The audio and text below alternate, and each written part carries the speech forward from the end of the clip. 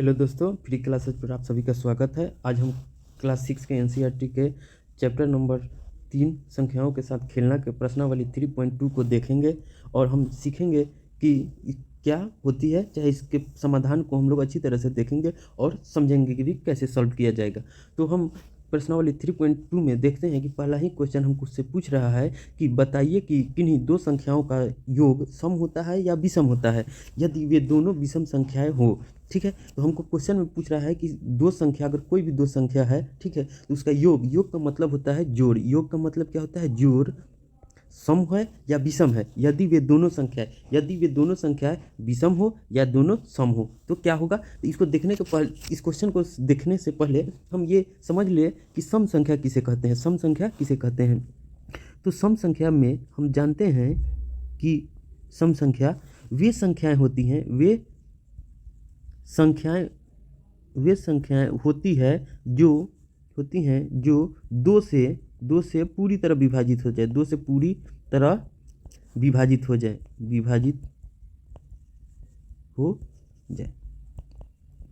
तो सम संख्या क्या है? वह संख्या है जो दो से पूरी तरह विभाजित हो जाए, वो सम संख्या है। जैसे उदाहरण के तौर पर आप देख सकते हैं कि क्या हो जाए, 2 हो जाएगा, 4 हो जाएगा, 6, 8, 10, 12, 14, 16, 18, इस तरह से चला जाएगा इन्फिनिटी तक। ठीक है, तो और विषम संख्या किसे कहते हैं? तो वे संख्याएं, विषम संख्याएं किसको कहेंगे? विषम संख्याएं। तो वे संख्याएं जो दो से विभाजित न होकर, दो से विभाजित होने पर अंत में एक शेष बचे, उसे विषम संख्या कहते हैं। उसे क्या कहते हैं? उसे विषम संख्या कहते हैं। अब हम देखते हैं कि सम संख्या क्या है। वे संख्याएं हैं जो दो से पूरी तरह विभाजित हो जाए, उसे सम संख्या कहते हैं। वे संख्याएं जो दो से पूरी तरह विभाजित न होकर अंत में एक शेष बचे, उसे विषम संख्याएं कहते हैं। ठीक है, तो अब हम देखते हैं कि हमसे क्या पूछ रहा था कि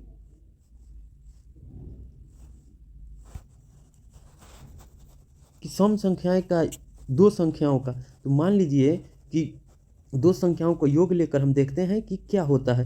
तो पहला ये में दिया हुआ है कि विषम संख्या, दो कौन सी संख्याएं लेना है? विषम संख्या। तो विषम संख्याएं क्या हो जाती है? जैसे एक एग्जांपल के लिए हम समझे तो हमारा विषम संख्या क्या है? 3 है, 5 है, 7 है, 9 है, 11 है, 13 है, 17 है, 19 है, इसी तरह से चलते रहते हैं इन्फिनिटी तक। ठीक है, तो दो विषम संख्याएं लेते हैं। मान लीजिए हमने 3 और 5 को लिया, तो 3 जोड़ 5 कितना हो जाते हैं? 8। अब हम 5, 7 को लेकर एक बार देख लेते हैं, तो 5 जोड़ 7 कितना हो जा रहा है? 12। अगर 9, 7 और 9 को हम लेते हैं, 9 और 7 तो कितना हो जाएंगे? 16। अब एक बार हम 17, 19 को लेकर देखते हैं, 17 और 19 को लिए तो कितना हो गया? 9 से 16 के 6, 36 हो गए। अब हम देखते हैं कि हम दो संख्याओं को योग कर रहे हैं, तो हमारा योगफल कितना आ रहा है? 8 आ रहा है, 12 आ रहा है, 16 आ रहा है, 36 आ रहा है। इससे क्या समझ में आता है कि किन्हीं दो संख्याओं का योग सम होता है या विषम, यदि वे दोनों संख्या विषम हो। तो जब विषम होंगे, जब दोनों संख्याएं विषम होंगे तो हमारा क्या योग क्या आएगा? सम आएगा। क्या आएगा? सम आएगा। योग क्या आ जाएगा? सम आएगा। ठीक है, तो लिख लेंगे कि सम संख्याएं आएंगी। ठीक है, अब इसी को हम पार्ट बी को देखते हैं। बी में क्या कह रहा है कि यदि दो सम संख्याओं को लेंगे तो हमारा योग क्या आएगा? सम आएगा या विषम। तो लेते हैं, तो सम संख्या हम जानते हैं कि वे संख्याएं होती हैं जो दो से पूरी तरह विभाजित हो जाती हैं। जैसे देखते हैं क्या हो जाएगा, 2, 4, 6, 8, 10, 12, 14, 16, 18, 20, 22। अब किसी में दो संख्याओं को लोग के आप जोड़ कीजिए। जैसे 6 जोड़ 8 कितने हो जाते हैं? 14। 10 जोड़ 8 कितने हो जा रहे हैं? 18। अब 18 जोड़ 20 करते हैं तो कितना हो जाएगा? 38। अब यहाँ भी हम देखते हैं कि दो अगर सम संख्याओं को जोड़ रहे हैं तो योगफल हमारा क्या आ रहा है? सम आ रहा है। तो सम संख्याओं का योग क्या होगा? सम संख्याएं ही होंगी। सम संख्याओं का योगफल क्या हो जाएगा? सम संख्याएं ही होंगी। ठीक है, इस तरह से हमारा पहला क्वेश्चन। अब हम दूसरा क्वेश्चन देखते हैं। दूसरा प्रश्न में बोल रहा है कि बताइए कि निम्नलिखित में कौन सा कथन सत्य है और कौन सा कथन असत्य है। तो इसमें हम सब स्टेटमेंट दिया हुआ है, स्टेटमेंट को हम लोग पढ़ेंगे और सावधानी से देखेंगे कि क्या क्या है और क्यों ऐसा होता है, उस चीज़ को भी हम लोग समझेंगे। अब हमसे स्टेटमेंट 1 में बोल रहा है कि 3 विषम संख्याओं का योग सम होता है। तो इसको जानने के लिए मैंने अभी आपको बताया कि विषम संख्याएं किसको कहा जाता है। तो विषम संख्याएं क्या होती है? 1, 3, 5, 7, 9, 11, 13। ठीक है। अब यहाँ पे हम देखते हैं कि 3 विषम संख्याओं का योग, तो 3 कोई भी हम विषम संख्या ले लेंगे, 3 जोड़ 5 जोड़ 7 कितना हो जाएंगे? 15। इसको भी हम एक बार देख लेते हैं, 5 जोड़ 7 जोड़ 9, तब 7 और 5 12, 9 21। तो हम क्या देखते हैं कि 3 विषम संख्याओं का योग ये 15 और 21, ये क्या है? ये भी विषम संख्याएं हैं। ये भी क्या है? विषम संख्याएं हैं। ये भी क्या है? विषम संख्याएं हैं। सम संख्या की हमने पहले ही पढ़ा हुआ है कि सम संख्या वे संख्या होती है जो दो से पूर्ण तरह विभाजित हो जाए, जैसे 2, 4, 6, 8, 10, 12, 14, 16, 18, 20। ये सब जो संख्याएं ये सम संख्या है। लेकिन हमको 3 विषम संख्याओं के जोड़ने पर क्या मिल रहा है? विषम संख्या ही मिल रहा है। तो पहला कथन जो है वो क्या है? असत्य हो जाएगा। पहला कथन क्या है? असत्य है। पहला कथन क्या है? असत्य है। ठीक है। अब हम दूसरा कथन क्या कह रहा है, इसको देखते हैं। ठीक है। दूसरा कथन, दो विषम संख्याओं और एक सम संख्याओं का योग सम होता है। तो दो विषम संख्या, तो दो विषम संख्याएं मान लीजिए हम क्या लिए? 3 और 5 लिए। और उसके बाद क्या कह रहा है? दो विषम संख्या है, तो दो विषम संख्या हो गए। और एक सम संख्या मान लीजिए हम 2 ले लेते हैं सम संख्या में, तो इसको अब हम लोग योग सम होता है तो इसको जोड़ कर देते हैं। तो 3 5 8 2 10। एक और देखते हैं, 5 जोड़ 7 जोड़ 4, तो 7 5 12 4 16। ये क्या हो गया? सम संख्या। ये भी सम संख्या। तो हम क्या देखते हैं कि दो विषम संख्याओं और एक सम संख्या का योग सम होता है। ये कथन सत्य है। ये कथन सत्य है। ठीक है। अब हम क्या करेंगे? अब हम तीसरा स्टेटमेंट देखिए, सी कथन में क्या कह रहा है? सी बोल रहा है कि 3 विषम संख्याओं का गुणनफल विषम होता है। 3 विषम संख्याओं का गुणनफल विषम होता है। तो हम जानते हैं कि विषम संख्या क्या है? 3 है, 5 है, 7 है, 9 है, 11 है, 13 है, 15 है। अब इसमें हम कोई भी 3 विषम संख्याओं को लेंगे और गुना करेंगे। अगर गुणनफल विषम आता है तो कथन सही होगा, अगर गुणनफल विषम नहीं आता है तो कथन गलत हो जाएगा। तो हम 3 गुना 5 गुना 7 करते हैं, तो 5 या 15, 15 सत्ते 105। ये क्या है? ये विषम संख्या आ गया। ठीक है। अब एक और ले लीजिए, 5 गुने 7 गुने 9, ये कितना है? 7 35, 35 गुना 9 कितना हो जाएगा? 9 5 45 के 5 हासिल 4, 9 3 27 से 4 331। ये भी क्या है? ये भी विषम संख्या है। तो हम देखते हैं कि 3 विषम संख्याओं का गुणनफल विषम होता है। तो ये कथन सत्य हो जाएगा। क्यों? क्योंकि मैंने गुना कर कर भी जांच किया तो पाया कि 3 विषम संख्याओं का गुना करने पर गुणनफल जो होता है वो भी विषम आ रहा है। तो कथन सी क्या हो जाएगा? वो सत्य है। ठीक है। अब हम कथन डी को देखते हैं। कथन डी को देखने में क्या बोल रहा है? यदि किसी सम संख्या को 2 से भाग दिया जाए तो भागफल सदैव विषम होता है। किसी सम संख्या को, मान लीजिए सम संख्या क्या होती? सम संख्या मान लीजिए क्या है? 2 4 6 8 10 12 या 200, इस तरह से कितना इन्फिनिटी तक जाता। अब कोई भी विषम संख्या मान लीजिए हम 12 को लेते हैं, 12 को लेकर देखते हैं, तो 12 को हम भाग देंगे 2 से तो हमको कितना 6 बार में कट जाएगा। तो अब इसको क्या बोलते हैं? इसको हम लोग बोलते हैं भाजक। इसको क्या बोलते हैं? भाजक। इसको क्या बोलते हैं? भागफल। इसको क्या बोलते हैं? भाज्य। और नीचे जो बचता है यहाँ पे जो बचेगा वो क्या होता है? शेषफल हो जाता है। शेषफल। अब देखिए हमसे क्या पूछ रहा था, यदि किसी सम संख्या को, तो सम संख्या क्या लिए थे? 12, 2 से भाग दिए थे तो भागफल कितना आया था? 6। तो 6 क्या है? भागफल होता है। लेकिन 6 क्या है? सम संख्या है। क्या है? सम संख्या है। तो यहाँ पे क्या कर रहा है? भागफल सदैव विषम होता है, तो नहीं, भागफल सदैव विषम नहीं होता है, भागफल सम भी हो सकते हैं। ठीक है। तो ये कथन डी जो होगा वो क्या होगा? असत्य है। कथन क्या है? असत्य है। ठीक है। अब हम देखते हैं ई को। ई में क्या बोल रहा है? ई कथन में क्या कह रहा है कि सभी अभाज्य संख्याएं विषम होती है। सभी अभाज्य संख्याएं, तो आप पहले ये जान लीजिए कि अभाज्य संख्याएं किसे कहते हैं। अभाज्य संख्याएं, तो अभाज्य संख्याएं वे संख्याएं जो एक अथवा स्वयं से भाग लगे उसे अभाज्य संख्या कहते हैं, अभाज्य संख्या कहते हैं। उदाहरण में देखिए, उदाहरण में क्या हो जाएंगे। अब जैसे मान लीजिए 1 2 3 4 5 6 7, अब इतना हम संख्या लिए। अब देखिए एक में क्या होगा, एक से ही भाग लगेगा, लेकिन एक के अलावा भी कोई संख्या से भाग लग रहा है नहीं, तो एक क्या होगा, एक अभाज्य संख्या नहीं होगा। दो को देखेंगे, दो में किस में भाग, एक से भी लगेगा और दो से भी लगेगा, तो इसका दो फैक्टर है, दो गुणनखंड आ रहा है, तो दो क्या है, दो अभाज्य संख्या है। तीन को देखते हैं तो तीन में भी एक से लगेगा और स्वयं तीन से लगेगा, तो तीन भी अभाज्य संख्या हो जाएंगे। चार को देखिए, चार हम लेते हैं तो चार में कितना, एक से लगेगा, दो से लगेगा और चार से लगेगा। यहाँ पर हम देखते हैं कि इसका गुणनखंड कितना हो जा रहा है, तीन हो जा रहा है, तो चार अभाज्य संख्या नहीं है। चार क्या है, अभाज्य संख्या नहीं है, ये नहीं होगा। अब देखिए पाँच को देखते हैं तो पाँच में किस, एक से लगेगा और स्वयं पाँच से लगेगा, तो पाँच क्या है, अभाज्य संख्या है। छः को देखिए, एक से भी लगेगा, दो से भी लगेगा, तीन से भी लगेगा, खुद छः से भी लगेगा, तो इसका गुणनखंड कितना आ जा रहा है, चार आ जा रहा है, तो छः अभाज्य संख्या नहीं है। ठीक है, सात को देखते हैं तो सात में एक से लगेगा, स्वयं सात से लगेगा, तो सात ये अभाज्य संख्या है। तो हम यहाँ पर देखते हैं कि अभाज्य संख्या वे संख्याएं होती है जो एक अथवा स्वयं से भाग लगेगा, उसे अभाज्य संख्या कहेंगे। ठीक है, इसी में हम लोग ये भी देख लेते हैं कि भाज्य संख्या क्या किसे कहेंगे। तो देखते हैं कि भाज्य संख्या, भाज्य संख्या, भाज्य संख्या, तो भाज्य संख्या वे संख्या हैं, वे संख्या जो दो से अधिक गुणनखंड हो, दो से अधिक गुणनखंड हो, उसे भाज्य संख्या कहते हैं, उसे भाज्य संख्या कहते हैं।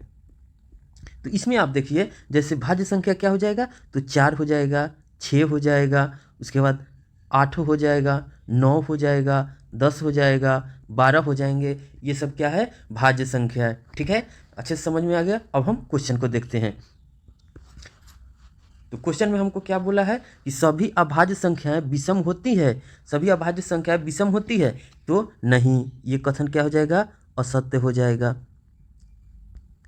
सभी के असत्य हो जाएगा। क्यों, क्योंकि हमने अभी देखा है कि अभाज्य संख्या 2 है, 3 है, 5 है, 7 है, 11 है, तो इसमें देखिए 3 विषम संख्या है, 5 विषम संख्या है, 7 विषम संख्या है, 11 विषम संख्या है, लेकिन 2 क्या है, सम संख्या है, 2 क्या है, सम संख्या है, इसीलिए ये कथन गलत है। सभी अभाज्य संख्याएं विषम है नहीं, सभी अभाज्य संख्याएं विषम नहीं है, 2 सम भी हैं, तो ये कथन क्या हो जाएगा, असत्य है। ठीक है, अब हम क्या एफ को देखते हैं। एफ कथन में क्या कह रहा है, अभाज्य संख्याओं के कोई गुणनखंड नहीं होते, अभाज्य संख्याओं के कोई गुणनखंड नहीं होते हैं। ठीक है, तो ये भी कथन क्या हो जाएगा, असत्य, ये भी कथन क्या है, असत्य है। क्यों, क्योंकि अभाज्य संख्याओं के गुणनखंड होते हैं एक अथवा स्वयं, अभी मैंने बताया था एक अथवा स्वयं, वो नंबर जो होगा वो गुणनखंड होगा किसका, अभाज्य संख्या के, तो अभाज्य संख्या के भी 2 गुणनखंड होते हैं, इसलिए ये कथन असत्य हो जाएगा। ठीक है, अब हम जी को देखते हैं। जी का क्या कह रहा है कि दो अभाज्य संख्याओं का योग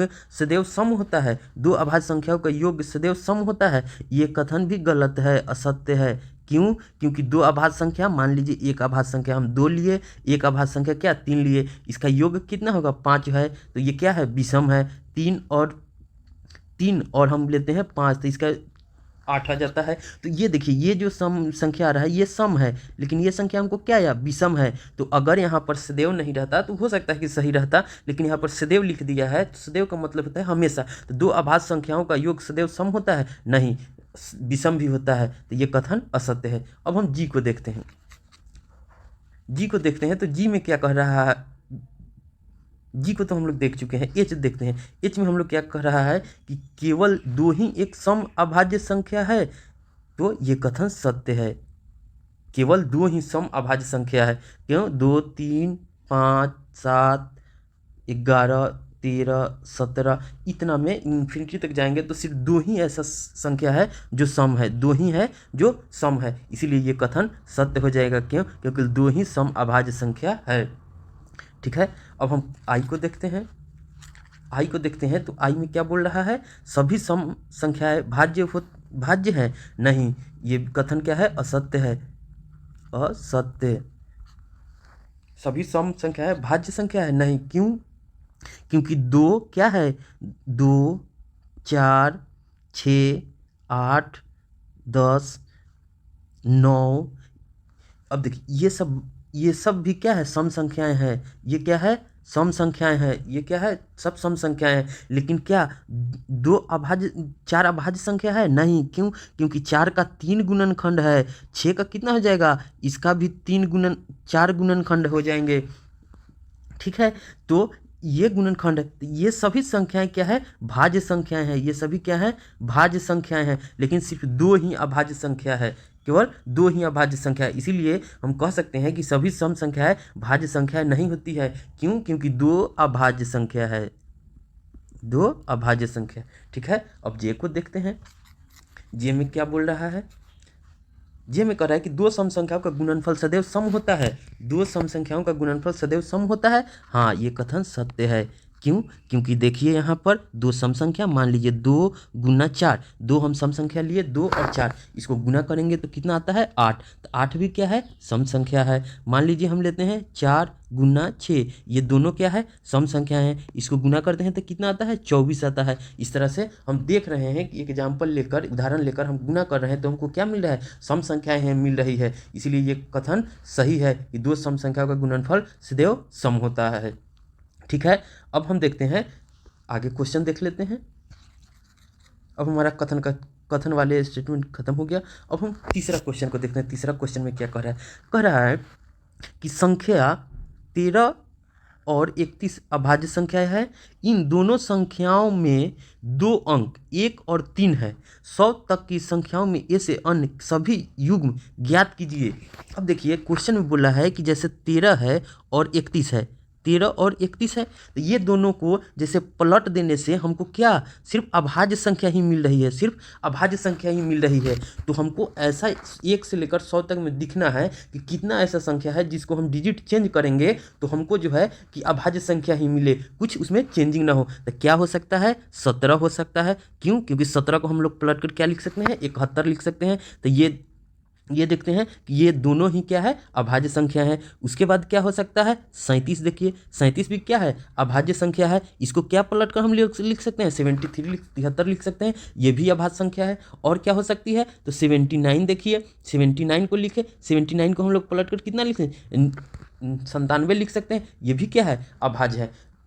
तो हम देख रहे हैं कि 1 से 100 तक की गिनती में सिर्फ 3 ही ऐसी संख्याएं हैं जो एक दूसरे के स्थान चेंज करने पर वो अभाज्य ही रहती है। ठीक है, तो हमारा आंसर क्या हो जाएगा? 17, 17, 17, 37, 79। ठीक है, ये तीनों संख्या हमारे हो जाएंगे। इसको पलट कर भी लिख सकते हैं। अब ये हो गया। अब हम इसी को देखते हैं कि ये हमारा सही है नहीं। मान लीजिए कोई अभाज्य संख्या लीजिए, जैसे मान लीजिए अभाज्य संख्या एक क्या लेते हैं,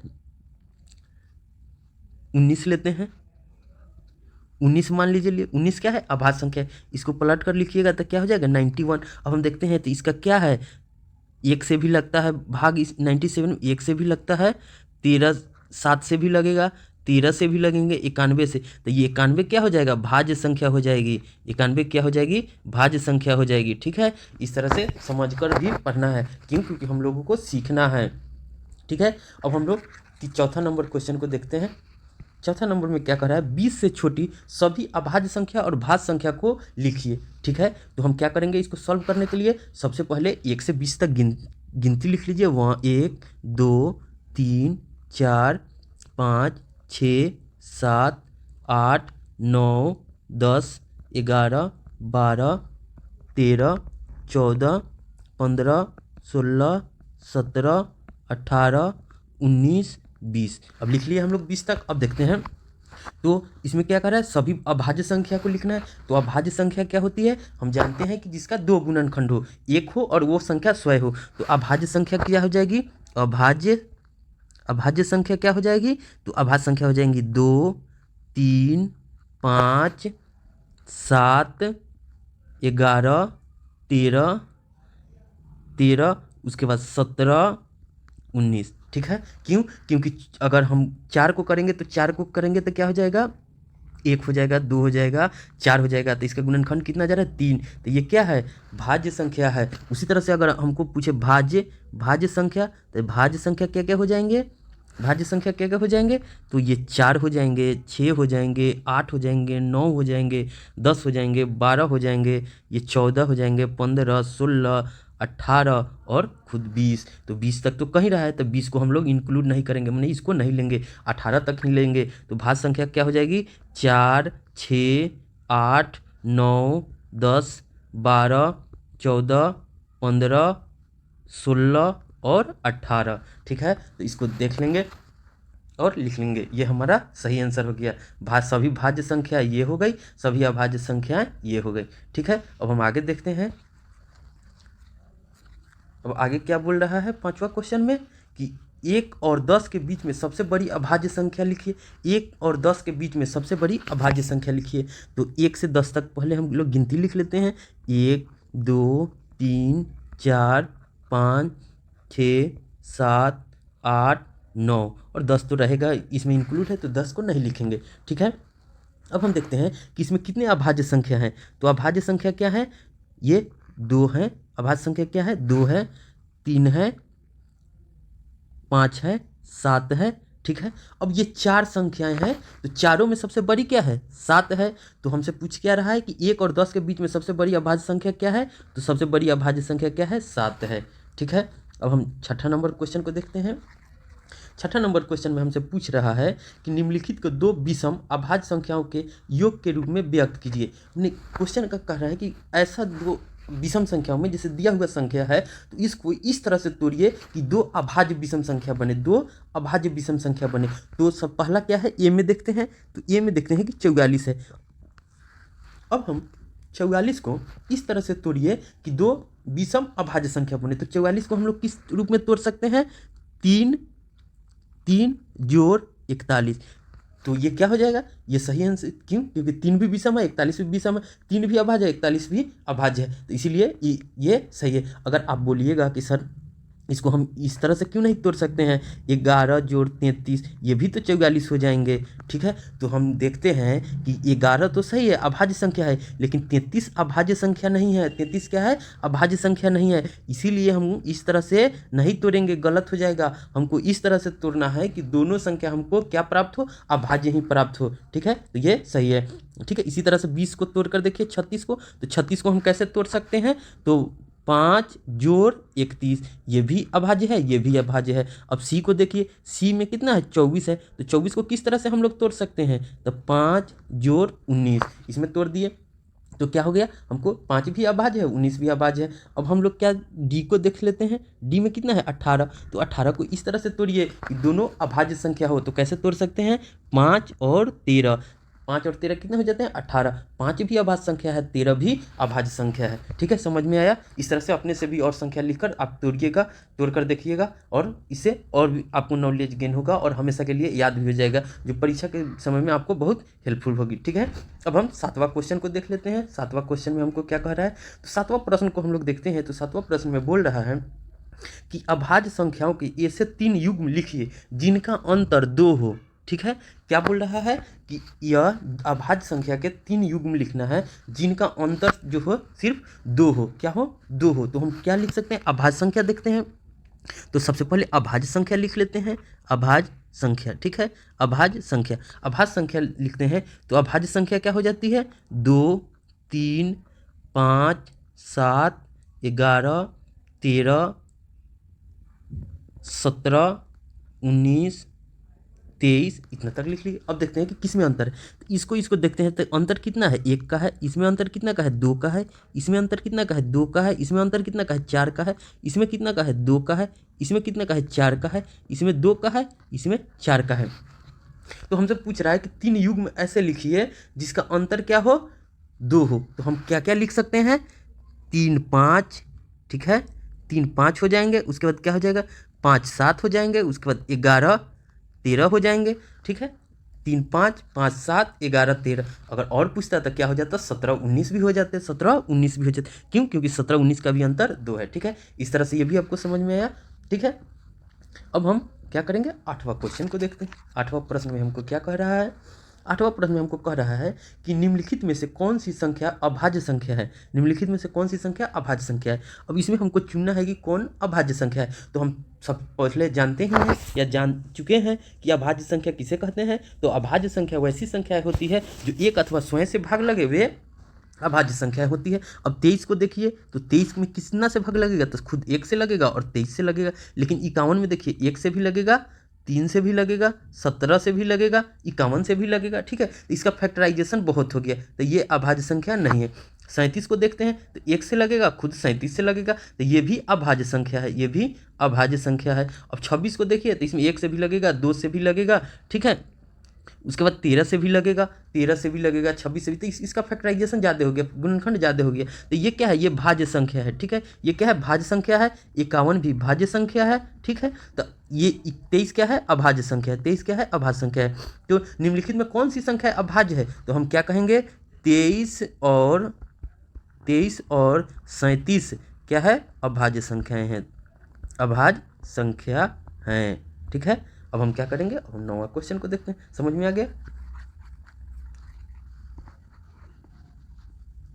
अब हमसे 9वां क्वेश्चन में क्या कह रहा है कि 100 से 7 क्रमागत भाज्य संख्याएं लिखिए जिनके बीच में कोई अभाज्य संख्या नहीं हो। ठीक है, तो 100 से छोटे माने 100 से छोटा हम लोगों को 7 भाज्य संख्याएं लिखना है जिनमें कोई अभाज्य संख्या नहीं हो। ठीक है, तो क्या क्या हो जाएंगे,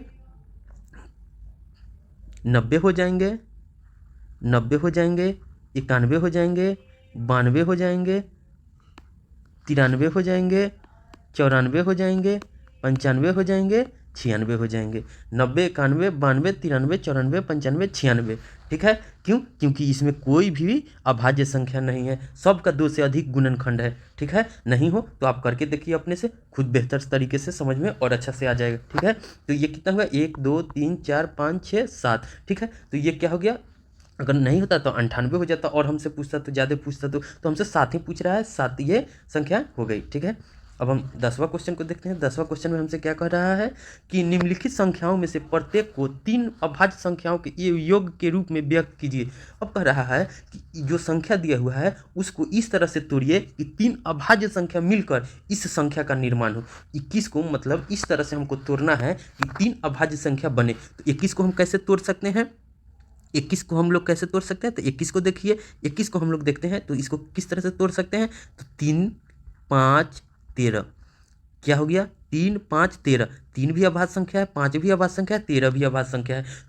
तीनों को जोड़ने पर कितना हमको मिलता है, 21 मिलता है। तो 21 को हम लोग किस तरह से तोड़ेंगे, 3 जोड़ 5 जोड़ 13, ये हमको अभाज्य संख्या मिलेगी। ठीक है, 31 को आप कैसे तोड़ सकते हैं, तो 3 जोड़ 5 जोड़ 23। ठीक है, ये हो गया, ये तीनों क्या है, अभाज्य संख्या है। 53 को तोड़ना होगा तो कैसे तोड़ेंगे, 13 जोड़ 17 जोड़ क्या हो जाएगा, 23, ये भी क्या होगा, ये भी सभी क्या है, अभाज्य संख्या है। 61 को तोड़ना होगा तो इसको कैसे तोड़ सकते हैं, तो 7 जोड़ 13 जोड़ 41। ठीक है, इस तरह से हमको मिल जाता है सभी। तो हमको क्वेश्चन में बोल रहा था कि 3 अभाज्य संख्याओं के योग के रूप में हमको तोड़ना है। ठीक है, तो सावधानी से तोड़िएगा, अगर ऐसे तोड़िएगा सोचकर तो 1-2 गलती भी होगा, लेकिन आप बेहतर तरीके से समझ लीजिएगा, और तो अपने से भी कोई डिजिट लिखकर उसको तोड़ते रहिएगा। ठीक है, अब हम देखते हैं 11 नंबर क्वेश्चन को। 11 नंबर क्वेश्चन में हमसे क्या बोल रहा है, तो 11 नंबर क्वेश्चन में हमसे कह रहा है कि 20 से छोटी अभाज्य संख्याओं के ऐसे 5 युग्म लिखिए जिनका योग 5 से विभाज्य हो। जैसे अब अभाज्य संख्या क्या, 3 और 7 को जोड़ा कितना हो गया, 10। 10 क्या है, 5 से विभाज्य है। ठीक है, तो इसी तरह से हमको 20 से छोटा संख्या को लिखना है जो क्या हो, 5 से विभाज्य हो। ठीक है, तो हम इसको देखते हैं तो क्या हो जाएगा, कैसे कैसे लिख सकते हैं, जैसे 2 3 ये भी हो सकता है। ठीक है, एक ये होगा, उसके बाद एक और देखिए 2 जोड़ 13 ये भी हो जाएंगे, दोनों 2 और 13 हो जाएंगे। क्यों, क्योंकि 15 हो जाएंगे, 15 क्या है, 5 से विभाज्य है, 2 3 5 हो जाएंगे, 5 भी विभाजित है। उसके बाद 3 और 17 हो सकते हैं, ये क्या हो जाएंगे, 20 हो जाएंगे, तो 20 क्या है, 5 से विभाजित है। उसके बाद क्या हो जाएंगे, 7 और 13 हो गए। उसके बाद क्या हो जाएंगे, 11 और 19 हो जाएंगे, 11 और 19 हो जाएंगे, 11 और 19 कितना हो जाएंगे, 30, 30 भी 5 से विभाजित है, ठीक है। तो 20 से नीचे क्या क्या हो सकते हैं, 2 2 3, 2 और 3 हो जाएंगे। उसके बाद क्या हो जाएंगे, 2 और 13 हो जाएंगे। उसके बाद 3 और 17 हो जाएंगे। उसके बाद 11 और 19 हो जाएंगे, ठीक है। इस तरह से हो गए 20 तक, ठीक है, समझ में आ गया। अब हम लोग 12 नंबर क्वेश्चन देखते हैं।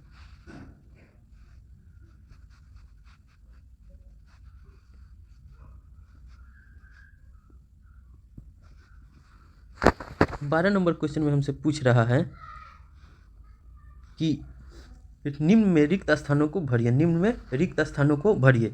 अब बोल रहा है कि वह संख्या जिसके केवल 2 गुणनखंड हो, केवल 2 गुणनखंड हो, कितना, 2 गुणनखंड हो, उसको क्या कहते हैं, तो अभाज्य संख्या कहलाती है। क्या कहलाती है, अभाज्य संख्या।